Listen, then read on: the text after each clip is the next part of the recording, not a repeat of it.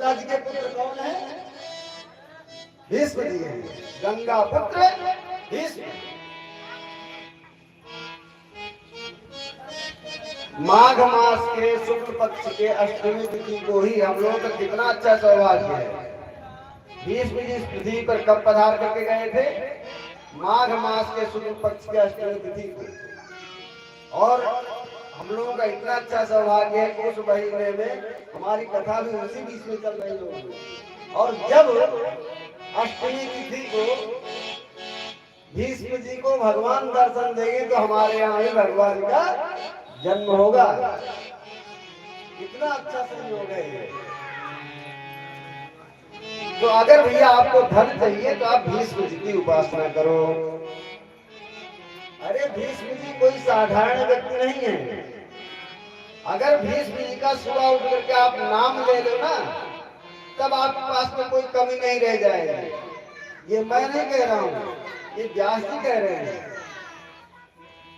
प्रहलाद नारद पराशर पुंडरीक व्यासांबरीश सुत शौनक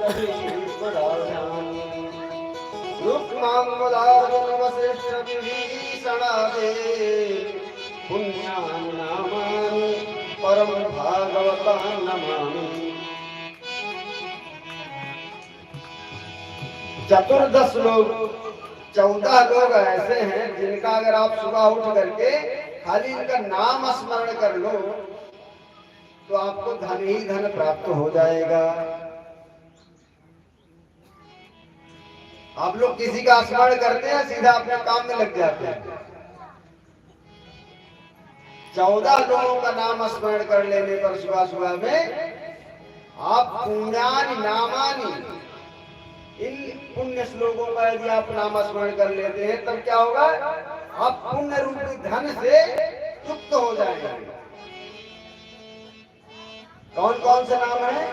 प्रहलाद, नारद, पराशर, पुंडरीक, व्यास, अम्बरीश, सुखदेव जी जो अभी कथा सुना रहे हैं, शौनक जो कथा सुन रहे हैं, सूत जी शौनक जी को ही कथा सुना रहे हैं ना, और सुखदेव जी परीक्षित कथा सुना रहे हैं। सुख, शौनक और भीष्म, 9वें स्थान पर भीष्म जी हैं। डालभ्य और रुक्मांगदार्जुन। अर्जुन, अर्जुन कौन? ये वाले अर्जुन नहीं जो कृष्ण जी के साथ थे। सहस्त्रार्जुन, जो रावण को जिसने अपने काल कोठरी में बंद कर दिया था, वो सहस्त्रार्जुन का यदि आप नाम स्मरण कर लेते हैं सुबह सुबह तो आपको पुण्य प्राप्त होता है। वशिष्ठ, विभीषण और 14 हो गए ना। पुण्यानि नामानि विभीषणादि पुण्यानि नामानि परम भागवतान् नमामि। अगर इन नामों का, इस श्लोक का अगर श्लोक न पढ़ पाओ तो ये नाम अभी आप इससे नोट कर लीजिएगा। रोज सुबह सुबह उठकर कम से कम इसको आप स्मरण कर लोगे तो आपके समस्त जो रात्रि में कर्म होता है उससे भी पाप लगता है, और जो दिन में कर्म होता है उससे तो लगता ही लगता है। तो इसलिए दिन और रात्रि में जो पाप लगता है उस पाप से निवृत्त हो जाएगा। तो महाराज अगर आपको धन चाहिए तो आप इन 8 वसुओं की उपासना कीजिए। और आपको यदि वीरता चाहिए, अगर आप बलवान बनना चाहते हो कि हम किसी से पराजित ना हो, तब किसकी उपासना करना चाहिए महाराज? तब कहा रुद्रगणों की उपासना करना चाहिए। और रुद्रगणों में एक नाम हनुमान जी का है। 11 रुद्रावतारा हनुमतः। 11वें रुद्र कौन है? हनुमान जी हैं।